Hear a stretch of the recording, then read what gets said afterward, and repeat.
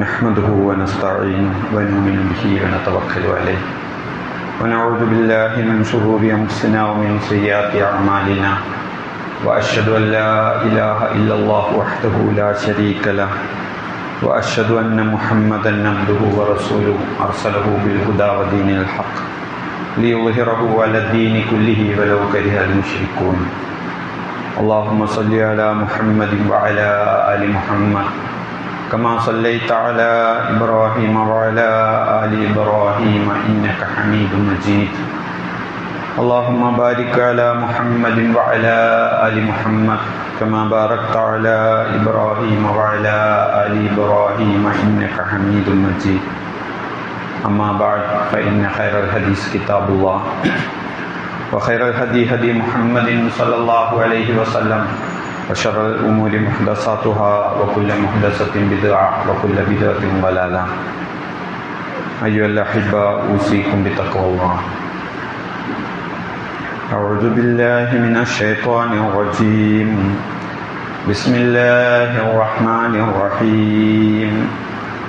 ويوم يعض الظالم على يديه يقول يا ليتني اتخذت مع الرسول سبيلا يا ويلتى ليتني لم اتخذ فلانا خليلا لقد أضلني عن الذكر بعد إذ جاءني وكان الشيطان للإنسان خذولا. ബഹുമാന്യരായ സഹോദരന്മാരെ, സഹോദരിമാരെ, അള്ളാഹുവിൻ്റെ വിധിവിലക്കുകൾ മനസ്സിലാക്കി ജീവിതം തഖ്വ നിർഭരമാക്കുവാൻ പ്രത്യേകം ശ്രദ്ധിക്കണമെന്ന് ആദ്യമേ ഉണർത്തുകയാണ്.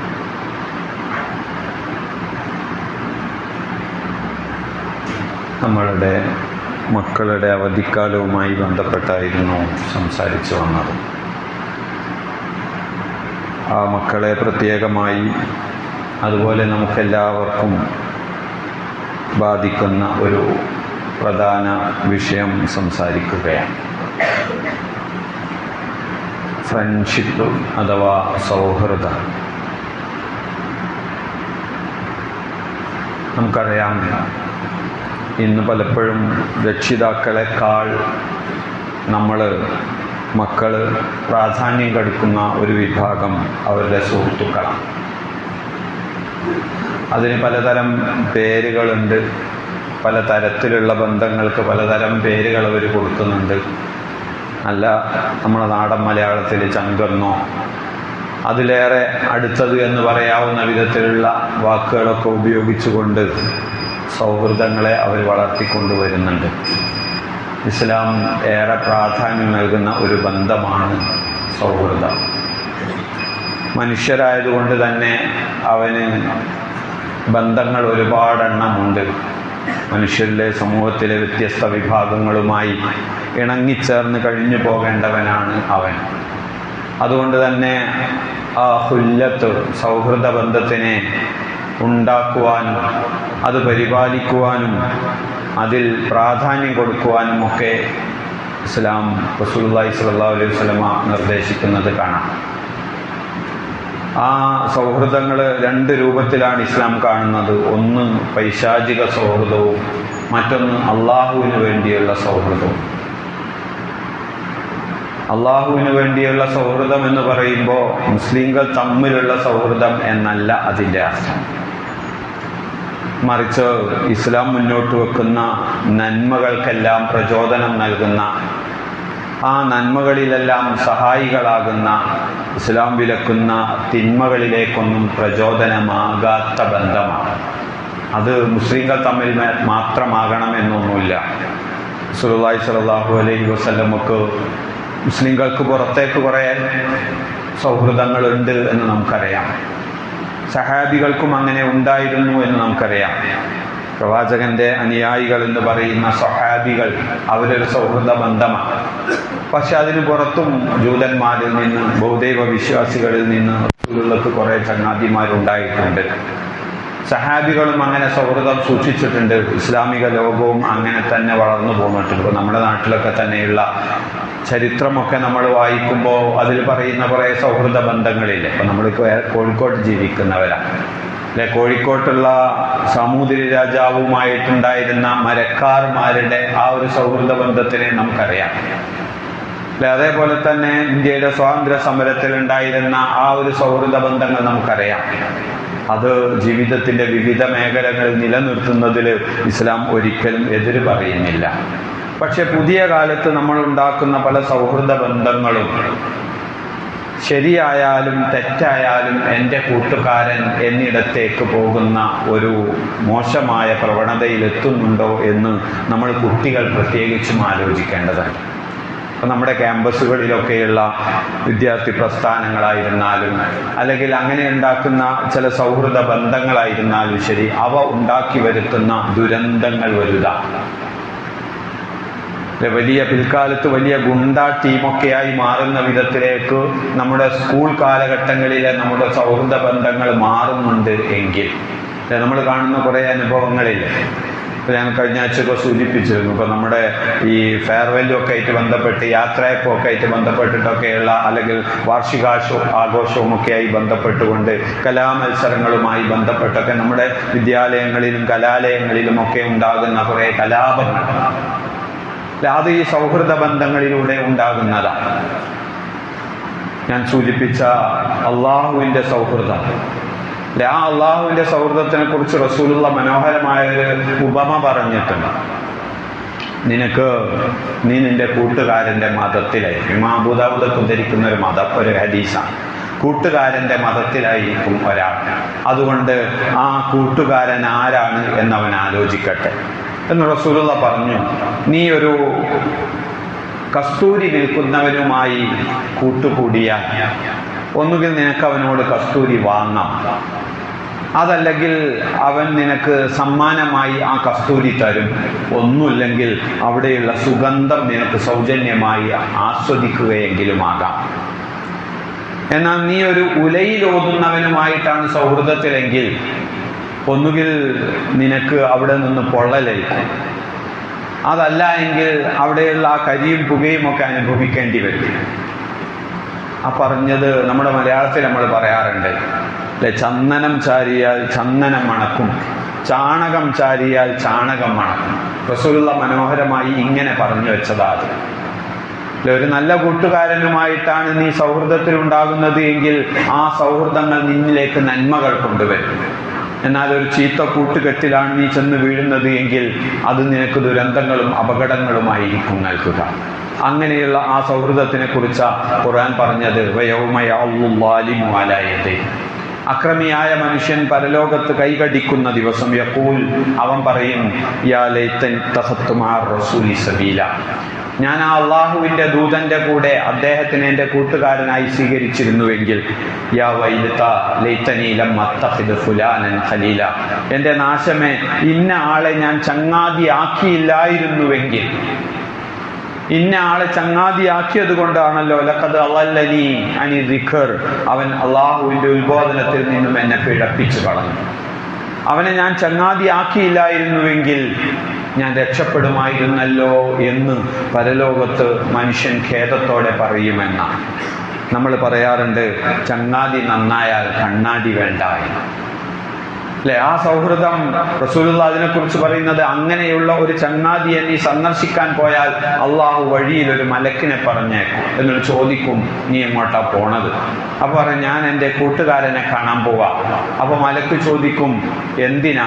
നിനക്ക് ദുനിയാവിൽ എന്തെങ്കിലും ഗുണം കിട്ടാനുണ്ടോ അവനെ കണ്ടിട്ട്? അല്ല, അള്ളാഹുവിൻ്റെ മാർഗത്തിൽ ഞാൻ ഇഷ്ടപ്പെടുന്ന ചങ്ങാതിയാണ് അവൻ.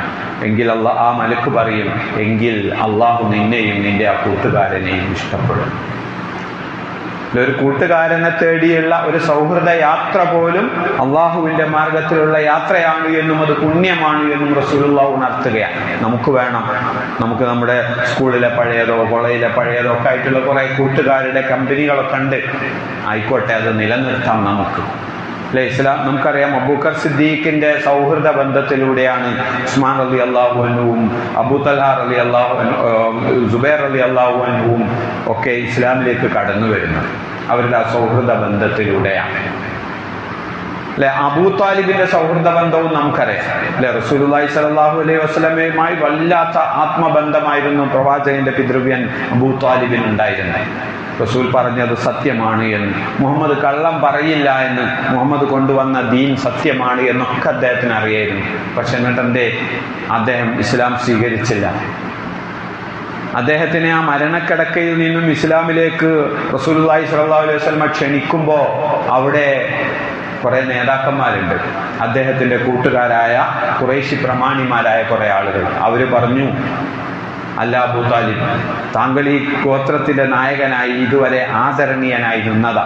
ഇനി ഈ സമയത്ത് ഈ മുഹമ്മദിന്റെ പുതിയ മതത്തിനെ സ്വീകരിച്ചുകൊണ്ട് നിങ്ങൾക്ക് ആ അവഗണന വാങ്ങണോ? ആ കൂട്ടുകാരുടെ ഉപദേശം അതായിരുന്നു. അവസാനം അബൂ താലിബ് പറയുന്നുണ്ട്, മുഹമ്മദ്, എനിക്കറിയാം നിന്റെ ദീനാണ് ഏറ്റവും നല്ലത് എന്ന് ഞാൻ മനസ്സിലാക്കുന്നുണ്ട്, പക്ഷേ ഞാൻ എൻ്റെ ഈ കൂട്ടുകാരുടെയൊക്കെ ആ മതത്തിൽ അങ്ങനെ അങ്ങ് പോവുകയാണ്. അല്ലെ? അതിൻ്റെ ഫലവും റസൂലുള്ള പിൽക്കാലത്ത് പറഞ്ഞില്ലേ? അല്ലെ? തൻ്റെ ഏറ്റവും പ്രിയപ്പെട്ടവനും തൻ്റെ ദീനിന്റെ ഏറ്റവും വലിയ സംരക്ഷകനുമായിരുന്നിട്ടും അബൂ താലിബ് വിശ്വാസം സ്വീകരിച്ചില്ല എന്നതുകൊണ്ട് അദ്ദേഹത്തിന് അള്ളാഹു ശിക്ഷ നൽകുന്നുണ്ട് എന്ന് റസൂലുള്ള ഉണർത്തുകയുണ്ടായി. ഞാൻ പറഞ്ഞു വന്നത്, നമ്മുടെ കൂടെയുള്ളവരെയൊക്കെ മുസ്ലിങ്ങളാക്കാൻ പണിയെടുക്കണമെന്നല്ല, മുസ്ലിങ്ങളോട് മാത്രമേ കൂട്ടുകൂടാവൂ എന്നുമല്ല, മറിച്ച് തിന്മകൾക്കെതിരെയായിരിക്കണം നമ്മുടെ സൗഹൃദ ബന്ധങ്ങൾ. അല്ലെ? നമുക്കറിയാം, വാല്യൂസ്, മൂല്യങ്ങൾ എന്ന് പറയുന്ന എല്ലാ മതത്തിനും ഒന്ന് തന്നെ. മാതാപിതാക്കളെ ആദരിക്കണമെന്ന്, കള്ളം പറയരുതെന്ന്, അന്യതിൻ്റേത് മോഷ്ടിക്കരുതെന്ന് പറയാത്ത മതം ഏതാ? അല്ലെ? ആളുകളെ ആദരിക്കണമെന്ന്, നന്മകളിൽ പ്രവർത്തിക്കണമെന്ന്, മറ്റൊരുത്തന്റെ അഭിമാനം കളയരുതെന്ന് അല്ലെ പറയാത്ത മതമേതാ? അത്തരം ആദർശങ്ങൾ എല്ലാവർക്കും ഉണ്ട്. അപ്പം അത്തരം ആദർശത്തിലല്ല എന്നത് അവന്റെ മതം ഏത് എന്ന് നോക്കിയിട്ടല്ല നമ്മൾ തീരുമാനിക്കേണ്ടത്. റസൂലുള്ള പറഞ്ഞു, സൗഹൃദ ബന്ധങ്ങൾ എങ്ങനെ കൊണ്ടുപോകണം? തആവനു അലൽ ബിർരി വത്തഖ്വ വലാ തആവനു അലൽ ഇസ്മി വൽ ഉദ്വാൻ. എങ്ങനെയായിരിക്കണം സൗഹൃദം കൊണ്ടുപോകേണ്ടത്? മറ്റേ പാർട്ടിക്കാരനാണ് എന്ന് നോക്കിയിട്ടാണോ? അല്ലെ മറ്റേ കുടുംബക്കാരനാണെന്ന് നോക്കിയിട്ടാണോ? അല്ല.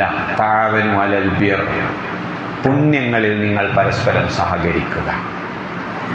വത്തഖ്വ, സൂക്ഷ്മതയുടെ ജീവിതത്തിന്റെ കാര്യങ്ങളിലും നിങ്ങൾ പരസ്പരം സഹകരിക്കുക.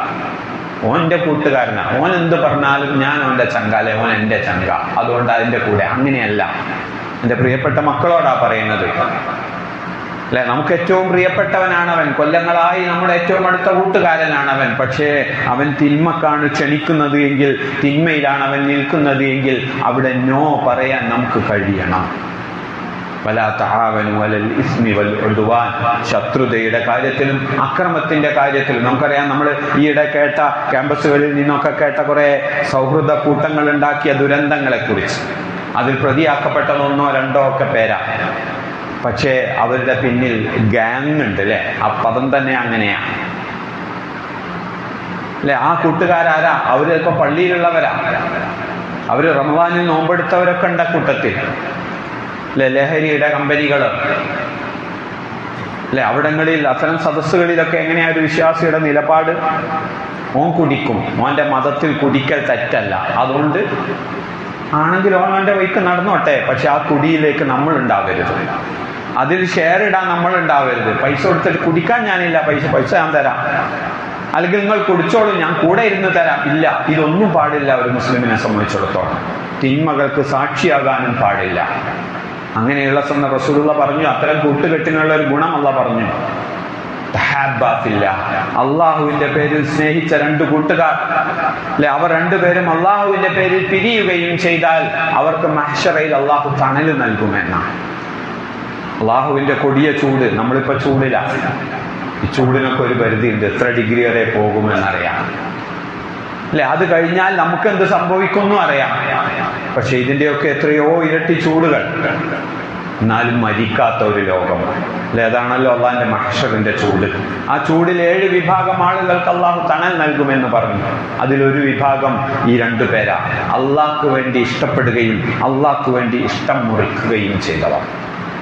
നമ്മൾ മുറിക്കും, ഏത് ചങ്കുമായിട്ടുള്ള ബന്ധം നമ്മൾ മുറിക്കും. എപ്പോഴും നമ്മുടെ ദുനിയാവിൽ എന്തോ ഒരു പ്രശ്നത്തിൽ അവൻ എതിർ നിന്നാൽ.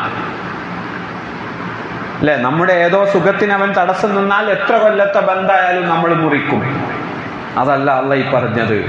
അവൻ തിന്മക്ക് ക്ഷണിച്ചപ്പോ, അല്ലെങ്കിൽ അവനിലുള്ള തിന്മ അവന് സൂചിപ്പിച്ചു കൊടുത്തിട്ട് അവനത് മാറാതെ നിന്നപ്പോ, എങ്കിൽ നമുക്ക് തമ്മിൽ ഇനി അങ്ങോട്ട് പോകാൻ കഴിയില്ലെന്ന് പറഞ്ഞ് പിരിഞ്ഞാൽ അള്ളാഹു അവന് പരലോകത്ത് മഹ്ശറയിൽ അള്ളാഹുവിന്റെ പ്രത്യേക തണല് നൽകുമെന്നാണ്. സൗഹൃദ ബന്ധങ്ങളിൽ നമ്മളേറെ ശ്രദ്ധിക്കേണ്ട ഒന്നാണ്.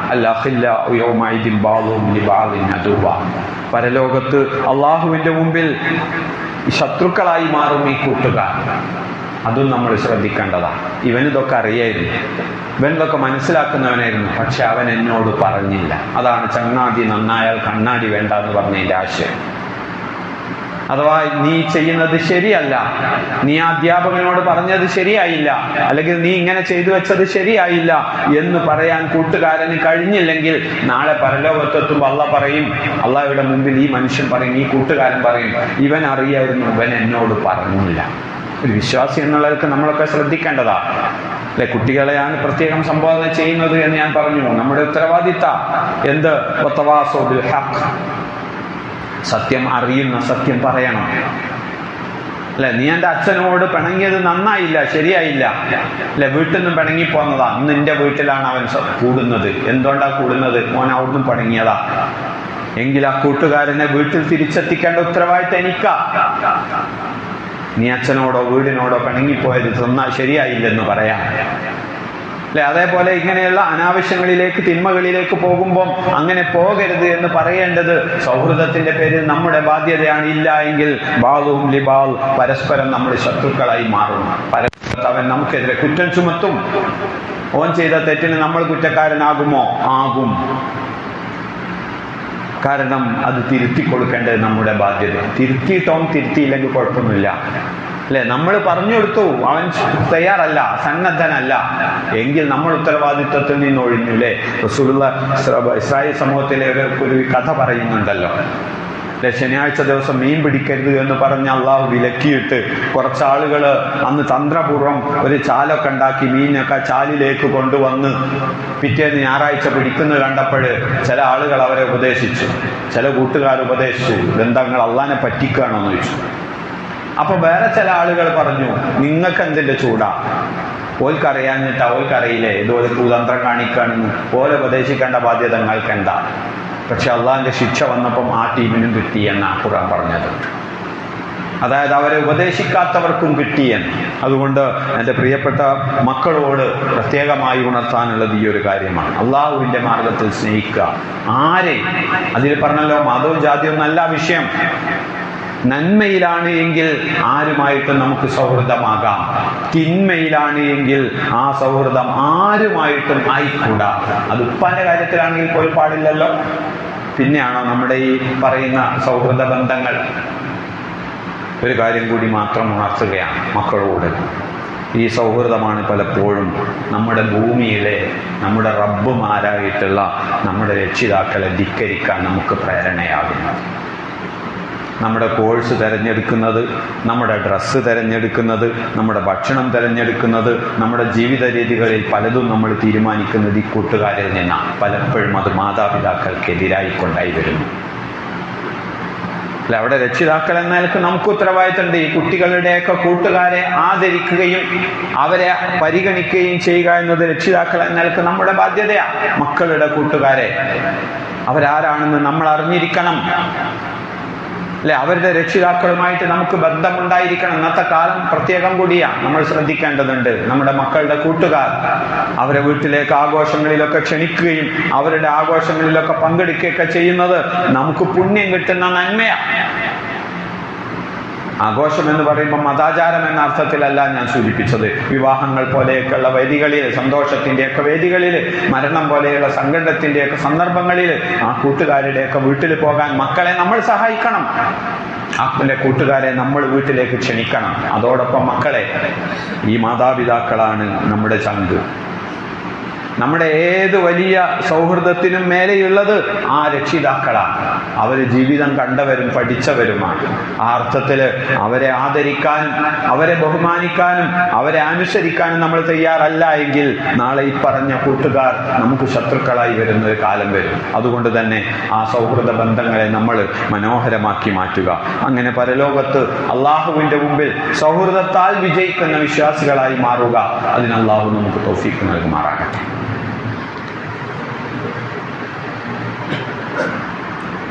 അൽഹംദുലില്ലാഹ് വസ്സലാത്തു വസ്സലാമു അലാ റസൂലില്ലാഹ് വഅലാ ആലിഹി വസഹ്ബിഹി അജ്മഈൻ.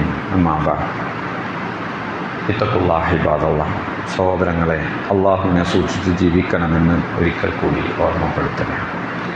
മനുഷ്യരെന്ന നിലക്ക് നമ്മുടെയൊക്കെ ഏറ്റവും പ്രധാനപ്പെട്ട സൗഹൃദ ബന്ധം അതുണ്ടാക്കുന്നതിലും പരിപാലിക്കുന്നതിലുമൊക്കെ നമ്മൾ ശ്രദ്ധിക്കേണ്ട ചില കാര്യങ്ങളാണ് സൂചിപ്പിച്ചത്.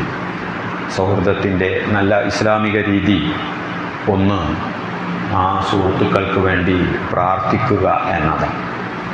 ഉത്തരം കിട്ടുന്ന പ്രാർത്ഥനകളുടെ കൂട്ടത്തിൽ റസൂലുള്ളാഹി സ്വല്ലല്ലാഹു അലൈഹി വസല്ലം എണ്ണിയ ഒരു പ്രാർത്ഥന അഭാവത്തിൽ കൂട്ടുകാരൻ നടത്തുന്ന പ്രാർത്ഥന എന്ന് പറഞ്ഞാൽ, പണ്ടത്തെയോ നമ്മുടെ കൂട്ടുകാരാ, ഇപ്പം നമ്മുടെ ഓർമ്മകളിലാണ് അവരുള്ളത്, ഏതോ നാട്ടിലാണുള്ളത്. പക്ഷേ പണ്ടത്തെ ആ സൗഹൃദ ബന്ധം ഇന്ന് നമുക്ക് നേർക്കേരെ പോയി ബന്ധപ്പെടാനൊന്നും കഴിയുന്നില്ല. നമ്മൾ പ്രാർത്ഥിക്കുന്നുണ്ട്, പടച്ചോനെ ആ കൂട്ടുകാരൻ അവൻ ലോകത്തിൻ്റെ ഏത് ഭാഗത്താണെങ്കിലും അവന് നീ നന്മ നൽകണമേ എന്ന്, അല്ലെ, അവനെ നീ നന്മയിൽ നിലനിർത്തണമേ എന്ന്. അതുപോലെ അവനും ഏതോ ലോകത്തു നിന്നും നമുക്ക് വേണ്ടി പ്രാർത്ഥിക്കുന്നു, പടച്ചോനെ എൻ്റെ കൂട്ടുകാരന് നീ നന്മ നിലനിർത്തി കൊടുക്കണേ എന്ന്. അങ്ങനെ പ്രാർത്ഥിക്കുന്ന ആ പ്രാർത്ഥന ഉത്തരം കിട്ടുന്ന പ്രാർത്ഥനയാണെന്ന് റസൂലുള്ളാഹി പറഞ്ഞത്. ഈ പറഞ്ഞ അപ്പം കാണുകയും അപ്പം ഗുണങ്ങൾ കിട്ടുകയും ചെയ്യുന്നതിനപ്പുറത്തേക്ക് അഭാവങ്ങളിൽ പ്രാർത്ഥിക്കുക. അതേപോലെ തന്നെ തെറ്റുകൾ ചൂണ്ടിക്കാണിക്കുക. ഒരുപക്ഷെ രക്ഷിതാക്കളെക്കാൾ, അധ്യാപകരെക്കാൾ, ഭരണകൂടത്തിനേക്കാൾ, നീതിപീഠത്തിനേക്കാളൊക്കെ ഒരു മനുഷ്യനെ തിന്മയിൽ നിന്ന് തിരിച്ചു കൊണ്ടുവരാൻ കഴിയുക അവരുടെ സൗഹൃദങ്ങൾക്കായിരിക്കും. അവിടെ ആ തിന്മകൾ ഇന്നതൊക്കെ മോശമാണ്, അത് നീ ചെയ്യരുത്, പറയരുത് എന്നൊക്കെ പറയാനുള്ള ആ ഒരു ചങ്കൂറ്റം സൗഹൃദത്തിൻ്റെ പേരിൽ നമ്മൾ ഉണ്ടാക്കണം. കഷ്ടപ്പാടുകളിലും പ്രയാസങ്ങളിലുമൊക്കെ സഹായിക്കാൻ കഴിയണം. അതേപോലെ തന്നെ സന്തോഷങ്ങളിലൊക്കെയും പങ്കാളികളാകാൻ നമുക്ക് കഴിയണം. താൻ ഇഷ്ടപ്പെടുന്നത് തൻ്റെ ആ കൂട്ടുകാരന് വേണ്ടിയും ഇഷ്ടപ്പെടുന്നവനാണ്. അത് കുറച്ച് വാക്കെളുപ്പമാണ്, പക്ഷെ അത് ജീവിതത്തിൽ ഇത്തിരി പ്രയാസം, അല്ലേ? വളരെ അടുത്ത കച്ചവടത്തിലായാലും വിദ്യാഭ്യാസത്തിലായാലും ഉദ്യോഗ മേഖലയിലായാലും അടുത്ത സൗഹൃദ ബന്ധങ്ങൾ ചിലത് പൊട്ടിപ്പോകൽ എപ്പോഴാണ്? അത് ചില അസൂയകളിൽ നിന്നാണ്, അല്ലെ? ഈ റസൂലുള്ളാഹിയുടെ ഈ ഒരു വചനം ഉണ്ടല്ലോ, തനിക്ക് വേണ്ടി ഇഷ്ടപ്പെടുന്നത് തൻ്റെ കൂട്ടുകാരന് വേണ്ടി ഇഷ്ടപ്പെടുക എന്ന് പറഞ്ഞാൽ അവൻ എൻ്റെ ഹെഡായി വരും. ഓന ഹെഡായത് മുതൽക്ക് എനിക്ക് അവനോട് അസൂയ. ഞാനാകേണ്ടതാ, പക്ഷെ അവനെയാണ് ആക്കിയത്. എനിക്ക് ഹെഡാകാൻ ആഗ്രഹമുണ്ടെങ്കിൽ, അവൻ അതായിട്ടുണ്ട് എങ്കിൽ അതിൽ ഇഷ്ടം കാണേണ്ടവനാണ് ഞാൻ. അതാ റസൂലുള്ളാഹി പറഞ്ഞില്ല. ഞാനൊരു കാറ് വാങ്ങണം എന്ന് കരുതി നിന്നതാ, പക്ഷെ അതിനു മുമ്പ് ഓൻ കാറ് സ്വന്തമാക്കി. അതിന് അവനോട് അസൂയല്ല, അല്ലെ? ആ സൗഹൃദ ബന്ധം മുറിക്കലല്ല, മറിച്ച് അത് എനിക്ക് കിട്ടേണ്ടതായിരുന്നല്ലോ, അത് അവന് കിട്ടിയില്ലേ, അതിൽ സന്തോഷിക്കേണ്ടതാണ്. വളരെ വിശാലമാണ് ആ വചനം. തനിക്ക് ഇഷ്ടപ്പെടുന്നത് തൻ്റെ സഹോദരന് വേണ്ടിയും ഇഷ്ടപ്പെടുന്നത് വരെ നിങ്ങൾ വിശ്വാസികളാവുകയില്ല എന്ന റസൂലിൻ്റെ ആ വചനം. ഇതൊക്കെ സൗഹൃദ ബന്ധങ്ങളിൽ നമ്മൾ സൂക്ഷിക്കുക. അള്ളാഹു അനുഗ്രഹിക്കുമാറാകട്ടെ. 2-3 പ്രാർത്ഥനകൾക്കുള്ള വസിയത്തുകളുണ്ട്. നമ്മുടെ പള്ളിയുമായി ബന്ധപ്പെട്ട് നിന്നിരുന്ന ഒരു സഹോദരി, അവർ വളരെ പ്രയാസകരമായൊരു രോഗാവസ്ഥയിലുണ്ട്, പ്രാർത്ഥിക്കുവാൻ അഭ്യർത്ഥിച്ചിട്ടുണ്ട്. അതുപോലെ എൻ്റെ പരിചയത്തിലുള്ള ഒരു ഖത്തീബ്, അദ്ദേഹത്തിൻ്റെ കുട്ടി ഇന്നൊരു ഓപ്പറേഷന് വിധേയമാവുകയാണ് പുറത്തൊരു സ്റ്റേറ്റിൽ. അദ്ദേഹവും പ്രാർത്ഥിക്കാൻ അവർ ആവശ്യപ്പെടുന്നു. അതുപോലെ ഞങ്ങളുടെ നാട്ടിലെ നമ്മുടെയൊക്കെ ഒരു സജീവ പ്രവർത്തകനായ ഒരു ചെറുപ്പക്കാരൻ മിംസിൽ വളരെ ഗുരുതരമായ ഒരു ആക്സിഡൻറ്റിൻ്റെ ചികിത്സയിലാണുള്ളത്. ഇവർക്കൊക്കെയും നമ്മൾ പ്രാർത്ഥിക്കുക. കാരുണ്യവാനായ നാഥ, ഇവരുടെ രോഗങ്ങൾ നീ എത്രയും വേഗം ഏറ്റവും നല്ല രൂപത്തിൽ ശിഫ നൽകി അനുഗ്രഹിക്കാൻ റബ്ബേ.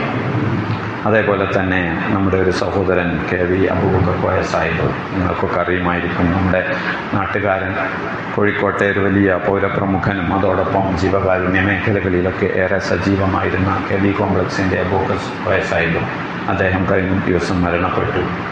ഏറെ തനിക്ക് വേണ്ടി സമ്പാദിച്ചപ്പോൾ തൻ്റെ സമൂഹത്തിന് വേണ്ടിയും കരുതൽ ഉണ്ടായിരുന്ന ഒരു മനുഷ്യൻ.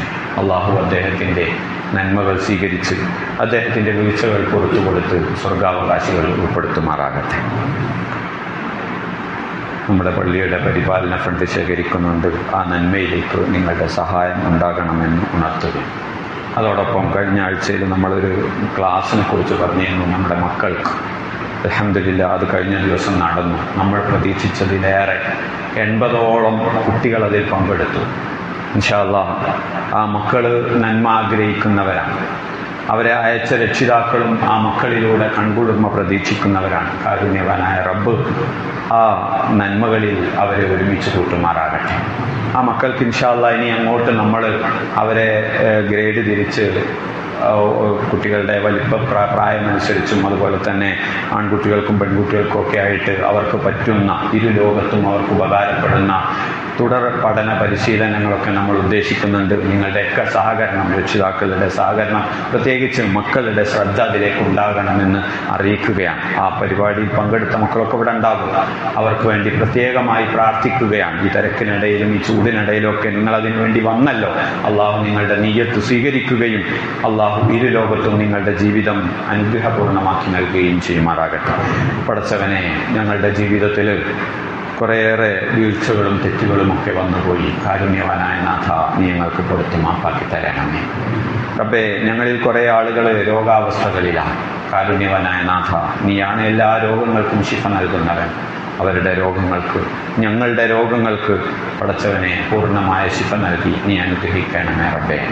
പടച്ചവനെ, ഞങ്ങളിൽപ്പെട്ട കുറേ ആളുകൾ നിന്റെ വിളിക്ക് ഉത്തരം നൽകി നേരത്തെ വന്നവരാണ്. അതിൽ ഞങ്ങളുടെ പ്രിയപ്പെട്ട മാതാപിതാക്കളും ഇണകളും മക്കളുമൊക്കെയുണ്ട്.